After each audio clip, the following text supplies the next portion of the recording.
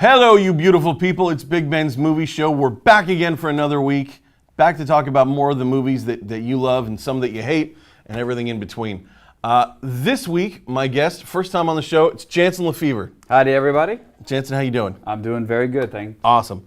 So Jansen and I watched Office Christmas Party this week. This is a new movie with T.J. Miller and Jennifer Aniston where they have a big office Christmas party. It's not a very clever title. It's just right there. So, all right, let's go ahead and take a look at the clip for Office Christmas Party, and then we'll get to talking.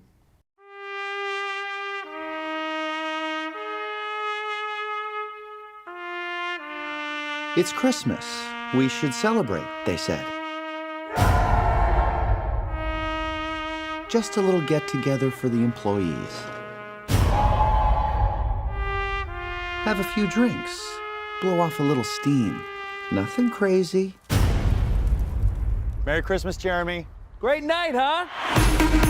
This is a sample cheese board for a holiday mixer tonight. I'm sorry, you're having a Christmas party tonight? It's not happening.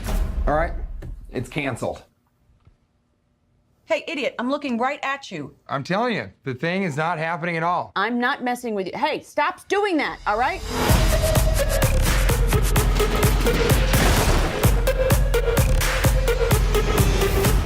If you are going to have intercourse tonight, please do not do it on company property. Go into the Rite Aid parking lot. We're talking Rite Aid, baby, make it all night. Fwah, fwah, fwah. Oh, pardon me?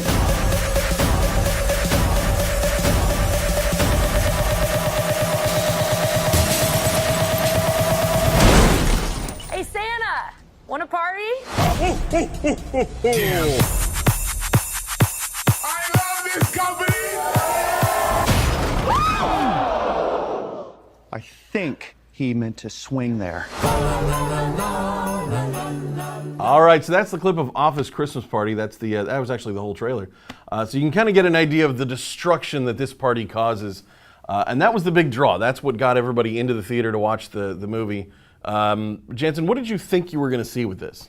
I was particularly hoping for just pure and absolute mayhem. And see, that's what I was looking for too, yeah. Like the way they show that trailer, it makes it seem like I'm just going to see wall-to-wall debauchery for 2 hours. Yeah. And sadly, there was like a plot and a story, and I didn't really care. Yeah. It was like, get back to the craziness, which never actually exceeded what I was kind of hoping for. No, I yeah. guess. In fact, in that trailer, you saw all the crazy.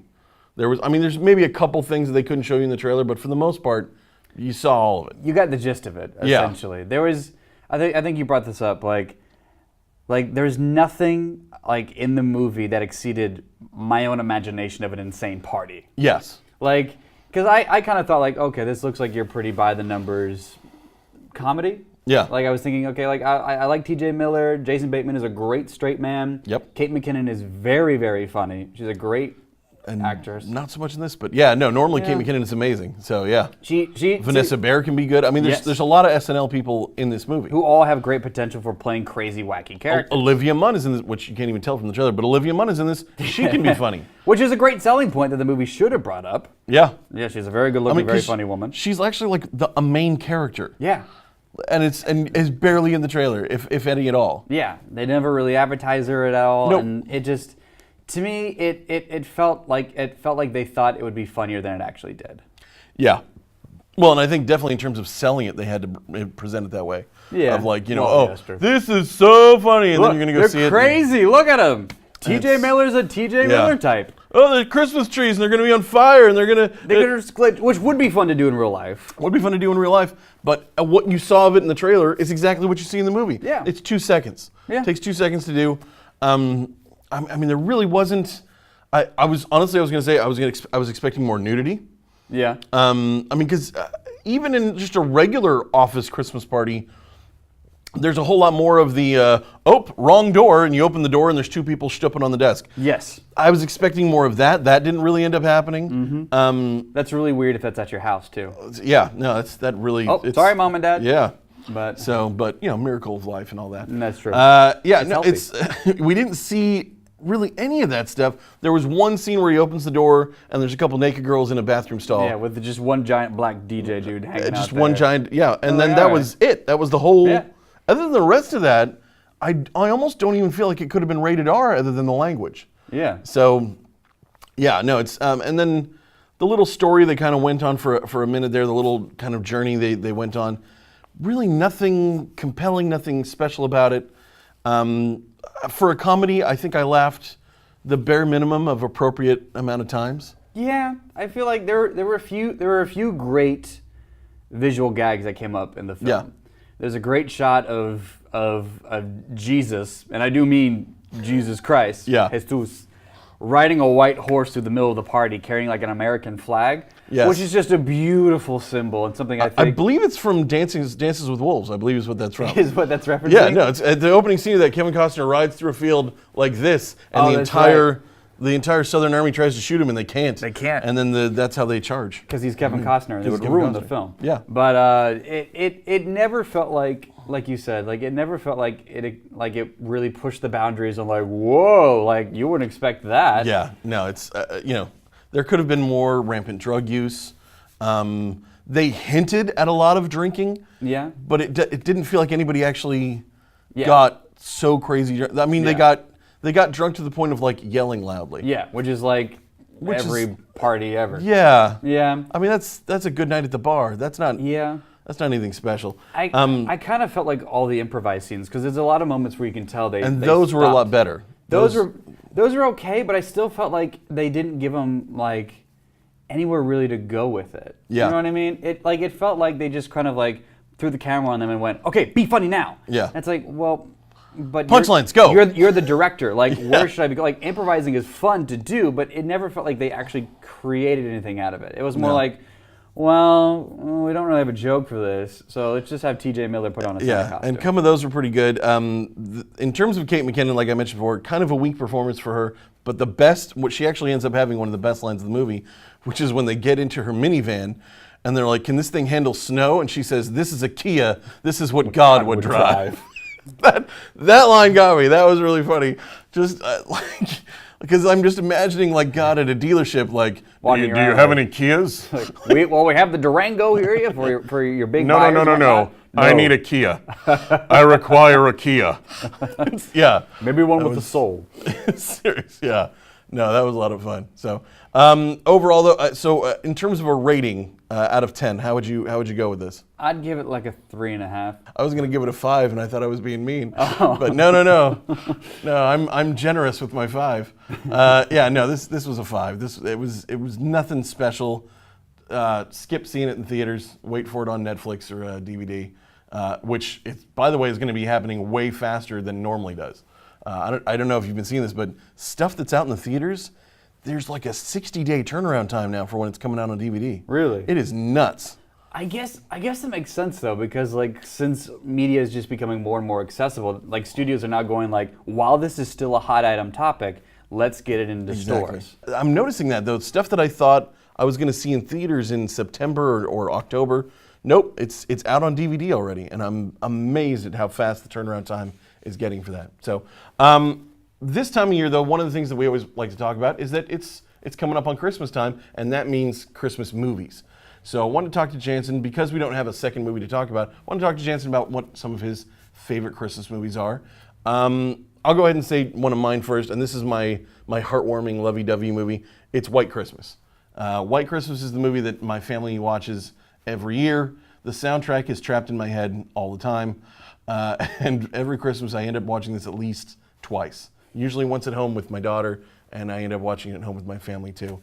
How about you? What's one of your... My sweet-natured, lovey-dovey, like warm, fuzzy feeling Christmas movie is probably still the Charlie Brown Christmas.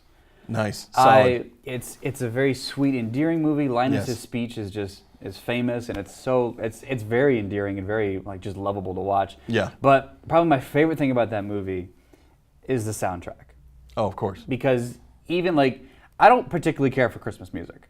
Yeah. I find it very annoying and very cheap, and you know it's the And same. the fact kind that of, it comes on November 1st now. Exactly. And for 2 months we play it over and over and over again. Yeah. But I will go out of my way to listen to the Charlie Brown Christmas album. Nice. It is just one of the most. It's probably, in my opinion, one of the best movie soundtracks of all time. And the best thing is it's all instrumental. There's no lyrics or anything, so you can just put it on anytime. Jazz. Yeah. Which it's I think it's the Garibaldi Trio, I believe is the name of the group. Vince Garibaldi. Vince Garibaldi. Yeah. Yeah. Yeah. Really great stuff. I same thing. I have it on. I have a Christmas music Spotify playlist, and all of those songs are all on that playlist. Just because, yeah, that's great stuff. So on the other side of that, though, in terms of Christmas movies, are the Christmas movies that aren't totally the family-friendly ones and the fun ones. These are the ones that we more enjoy in the holiday season. And for me, it's going to be Die Hard. It's going to be Die Hard, yeah. A lot of people will argue whether or not this even is a Christmas movie, but it takes place at Christmas, and I think that's all you need. I don't think you need anything else. So there's actually a meme going around on Facebook saying it's not Christmas until Hans falls off the Nakatomi Tower. That's kind of how I feel. I do a Die Hard podcast too, where I talk about other movies that would fit into as a Die Hard movie, and so I'm already thinking about Die Hard probably inordinately large amounts, more than the average bear. But yeah, no, Christmas time, it's about Die Hard. So nice. Especially the first two. The first two I'll watch every year. So yeah, it's always a good time. Yeah, and plus I love this little graphic we got with the little cookies. This is really cool. So anyway, what's your other Christmas movie? For me, I think the Christmas movie that me and my family watch the most and get the biggest kick out of is probably National Lampoon's Christmas Vacation. Classic. It's a movie that me and my dad quote year round. Okay. Like the scene where Griswold starts freaking out and he grabs the eggnog and starts slurping on it and he just kind of goes, it's good, it's good, it's good. We quote that year round. My favorite sound effect probably in movie history is the dog hacking up a bone under the table while they're all sitting there eating dinner, and all of a sudden you just hear this. And he goes, "What was that?" Oh, he's just yakking on a bone. You got it. Favorite sound effect in movie history. Oh, that's gross. And see, it's funny to remember these because this is back when Chevy Chase was funny. Yeah. Which I mean, it's in my mind he's gotten funnier again but he had a long stretch there where just nothing he did was funny. No. And it's such a bummer because he's got some of the best dry wit stuff ever, but for a long time you just couldn't see any of it. Now I think when he did Community, that kind of brought him back a little bit. Yeah. And I think he's done some stuff on SNL since then too. Well, I think Chevy Chase was always meant to be a bitter old man. Yeah. That does seem to be perfect for him. He's finally hit his stride in his late 60s or so. Yeah. Is he still alive? I believe he still is, yeah. Oh, okay. And they did, another, how many, so they have National Lampoon's Vacation, Right. National Lampoon's Christmas, National Lampoon's European Vacation. Right. And then I believe National Lampoon's Vegas Vacation. Right. And I have sadly seen all of those movies more than once. I have seen Vegas Vacation at least twice. So yeah, it's fun stuff. So all right, Exciting live. all right. So that's the end of our movie talk for this week. Now it is time for Suck Not Suck. Here we go. Okay, number one, Hugh Jackman. This is a really cool little bit of news. Hugh Jackman took a pay cut to make sure that the third Wolverine movie would be rated R. Now, when it was announced that the movie was going to be rated R, we thought, oh, they're just jumping on the Deadpool bandwagon. It's just a thing. Apparently not. Apparently he had to get in there and fight for this. When you think about it, a Wolverine movie should be rated R. Yeah. It's a man with claws coming out of his hands. Yeah. And he doesn't use them to slice up vegetables at all. It is all for human... No, he's not a salad maker. No, it's all for human consumption. He's there to kill everybody. You never ask Wolverine to toss a salad. No. But he's... No, definitely not. He's a big, brutal, primal being. Exactly, yeah. It's the old modern cliche of bloodless bad guys. Yes. They has a sword, or he punches a dude right in the face and he walks away and he's like, oh, there's no blood on my hands. Yeah. Well, and if it's a Wolverine movie, there should be blood on Wolverine, there should be blood on the guy, there should be guts all over the floor. And it sounds like that's what we're going to get in this new Logan movie. Where we're seeing Wolverine kind of at an older age. So I got to say, I think it's really cool that Hugh Jackman did this, to take a pay cut for himself so that then the movie can spend more on advertising or whatever it needs to do. That's admirable. I think Hugh Jackman might be one of the most understated nice guys in Hollywood. Absolutely. He's just like the sweetest, kindest actor that's out there. He's like, even throughout all of his success and whatnot, he's still like a very humble guy. Still married to his original wife too. Yeah. That's a big deal. And here's the thing, she's older than him, like 10 years older than him. And doesn't, like, when you think of how good Hugh Jackman looks, she does not correspond. No. He is way out of her league, and he stays with her. In the world of Hollywood, this is unheard of. Yeah. Even in the world of Hollywood, even if she was hot, he would have left her by now. Yeah, exactly. And because of his good Australian upbringing, he chooses to stay with his actual wife. It's amazing. Yeah. So anyway, so suck not suck. Do you think the new Wolverine movie is going to suck or not suck because of this? I don't think it's gonna suck. I think it's agree. gonna be really good. It looks amazing. It doesn't look like a comic book movie. No. Which is what I liked about the other Wolverine movie that they did. The Japanese one? Yeah. Yeah. I like that one because it didn't look or feel like a comic book movie, like right up until the very end. Yeah. When it like completely lost its act. And then a giant robot came out. Yeah. Yeah. So Logan, not gonna suck. Looking forward to that. Number 2, and this is something that I thought had already happened, but apparently it hadn't. Mark Wahlberg is confirming now that he is off of the Uncharted movie. The Uncharted movie is a movie that's going to be based on a video game. There's been 4 of them now. Yeah. Have you played any of the Uncharted games? I have not played any of them. Okay. Are you a video game guy? Casually. Casually. Okay. I've played the first one. Okay. Which, I mean, these things are done. It is very much like Indiana Jones the game. Yeah. It's a really great story. It's always about treasure hunting, and he's always got to fight some bad guys and get to the treasure, and there's usually a double cross somewhere in there. So these are great stories, and I absolutely think that they should be made into a movie. Originally, though, I think the guy everybody wanted for these was Nathan Fillion. Yeah. From Firefly. Yeah. Just because the guy in the game looks like him, is sarcastic like him. He'd kind of be perfect. Yeah. And then Wahlberg came in and actually bought the rights himself and was going to produce it and make it and put himself as the star. I thought it was okay. I thought he might have been able to pull it off, but I'm kind of happy that he's now off the movie. Yeah. Me too. Yeah, his choices lately have been just boring. Like I can't remember the last time I was excited. I think it might have been the movie he did with Will Ferrell was the last time I liked it, and not the actually no, Stepdad last year was kind of funny, but then before that the Good Guys or the cop movie that was okay. To me, Mark Wahlberg is not really a comedic actor. Like that's just not really his forte. And if you do have him as a comedic actor, he's got to be the like superstar stud guy. Yeah. That then your comedic actor can play off of. Yeah. That's what they actually did in the Stepdaddy movie, and it worked. It worked perfectly because Mark Wahlberg's over there being a giant douchebag, and Will Ferrell feels inadequate. Yeah. And I'm like, yeah, that I can live with that. I can get I that. also would feel inadequate standing next to Mark Wahlberg. So yeah, but that so far knowing that, I think that makes the Uncharted movie not suck a little bit.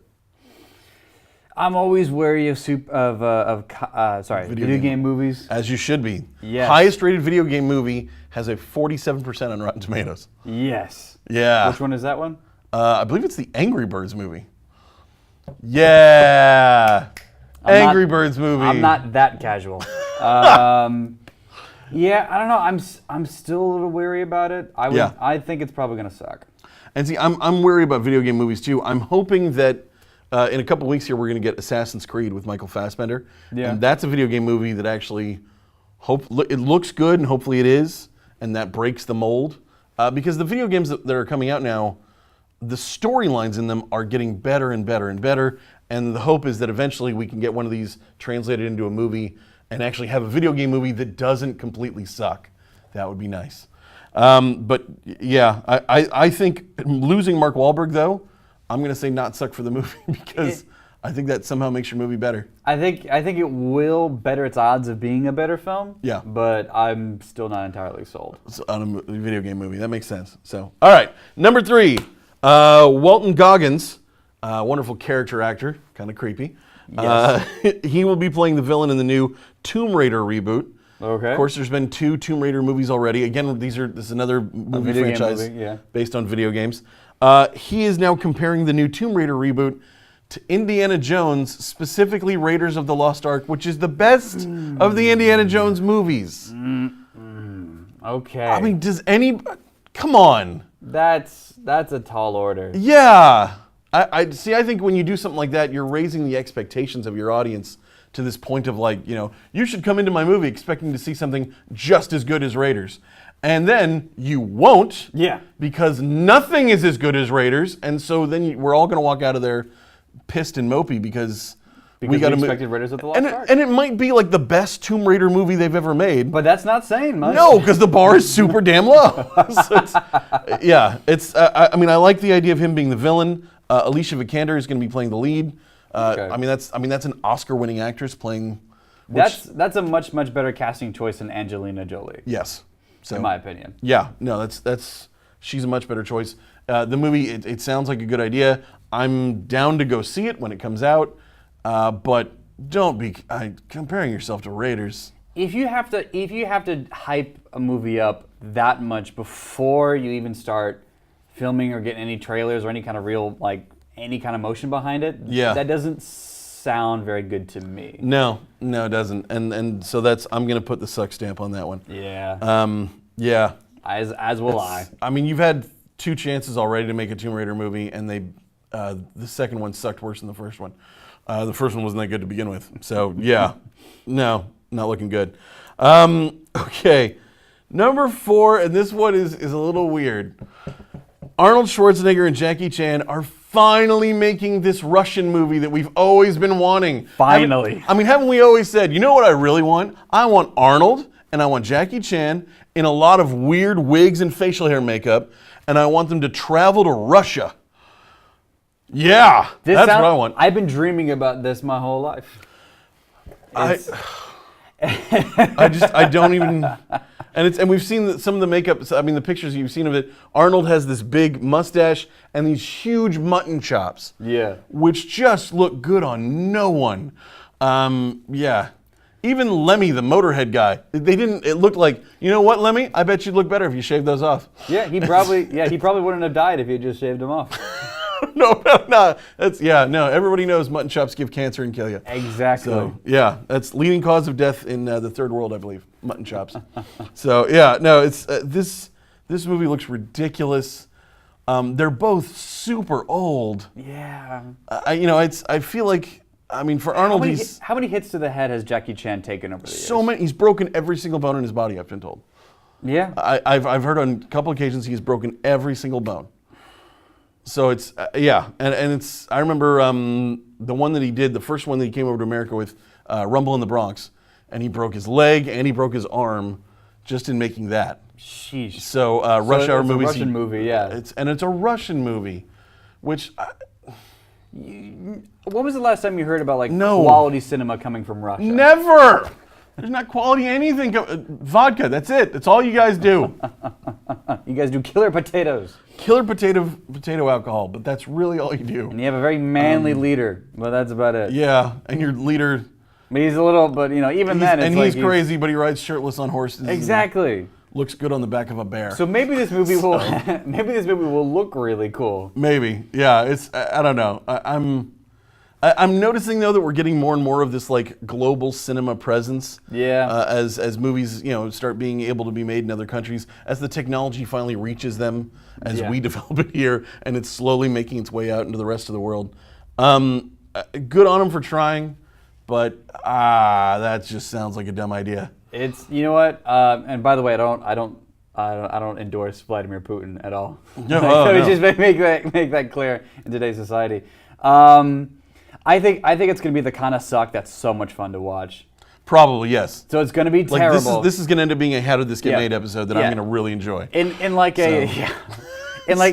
the standard of cinema quality that we have in our lives, it's going to be awful. But it's going to be like a good Mystery Science Theater romp. There you go. Yeah, no, great thing to watch on Netflix on a rainy afternoon, where you or invite some friends over and everybody get drunk and make fun of it. Exactly. That Pizza is and beer. Primo for this. That's what we should all be doing. So, all right, last one of the night, and I have saved the best for last. This is really great. Ryan Gosling, during the shooting of Blade Runner 2, they're making a relaunch of Blade Runner. It's actually going to be a sequel to the original movie. Ryan Gosling's in it, as well as Harrison Ford, and during the filming, Harrison Ford accidentally punched Ryan Gosling right in the face. Already kind of a cool thing, because to me, Ryan Gosling's a bit of a... He's pretty. He could deserve to be taken down a peg. But the best part happened after this, and this is where I get to read quotes from Ryan Gosling. So here we go. Yeah, he did punch me in the face. It was kind of, a rite of passage. We were just doing a fight scene, and it just happened. But what was funny was, when it was over, they brought ice for my face, this is Gosling talking, and Harrison Ford pushed me out of the way and stuck his fist in the ice. This makes me love Harrison Ford so freaking much. Just the whole idea of I punched you in the face, and instead of letting you put ice on your face, no, I'm going to need that ice for my hand. My knuckles are raw. Yeah, and it's, he has gotten into this wonderful curmudgeon-y, funny old man space that I just love. I think he just really dislikes the fact that he's famous. Yes. And he's just so over it and so tired. I think Harrison Ford just wanted a super chill life of flying planes and building stuff and whatnot. But then he happened to land the role of Han Solo, and he accidentally became famous. Yeah, and it definitely seems like in the latter half of his life, he's over it. He just doesn't, whatever the hell's going on in the world, he does not care. He's just done. Doesn't care. He had a great video where David Blaine went to his house and did this magic trick where he hid a card inside of a grapefruit. And Harrison Ford, he showed him a card, and then he puts it back in the deck, and he tells him to grab a grapefruit and cut into it. And Harrison Ford's looking at him like, what's going on? And then he cuts open the grapefruit, and the card's inside, and he folds it out, and he looks at it, and his hand's shaking a little bit. And he looks at Blaine, and he goes, you get the hell out of my house. I love the idea that when presented with a magic trick, Harrison Ford assumes that the devil was somehow involved and demands that you leave his home. He's a classic old man. Yeah, no. Did you see? I think it was on Conan, Harrison Ford, and Conan O'Brien asked him if he was sad that, spoiler alert, Han Solo died at the end of the Star Wars movie. Yeah. What? No! No! When did that? Oh, dude, I thought you saw it. It's been a year. I was waiting. I was gonna watch it consecutively with Rogue One. But he was asked, Conan O'Brien asked him, "Are you sad that Han Solo died in the new Star Wars movie?" And Harrison Ford just kind of looked at him and said, "No, I got paid, didn't I?" Well, and he's been wanting him to die since the first movie. Since Empire. Empire, he wanted him to die. He wanted him to be over. They've been like, no, we want to keep you around. He's like, we need to sell toys. He should die. Yeah. So yeah, no, that's great. That's our show. That's our show for this week. Thanks so much for hanging out and watching. If you have questions about the show, issues, or if you'd like to be like Jansen and be a guest host, you can send us an email at bigbms@zoho.com, bigbms@zoho.com. If you like me and want to hear more of what I have to say, you can catch me out on my podcast. It is Geek Wars Podcast Network, and there's 2 podcasts there. One is called Geek Wars, one is called Die Hard on a Blank. You can hear me on both of those. Jansen, anything you want to plug? I have a radio show for Power 102 and Power 94 in the Reading and That's Chico so much power. area. It's a lot of power. That's so much power. I'm on from 10 a.m. to 2 p.m., so you can listen to me then. I also do stand-up in and around the Chico area, so keep an eye out for me. Cool. All right. Next week, my guest host will be Michael Gomez. He is a professional stormtrooper. He actually works as a stormtrooper, and we'll be talking about Rogue One. What else could we be talking about? I think there's another movie coming out that I want to see. I don't even know if I'm going to see it, because Rogue One. All I'm going to be about. So, thanks for watching. Have a good night. Peace.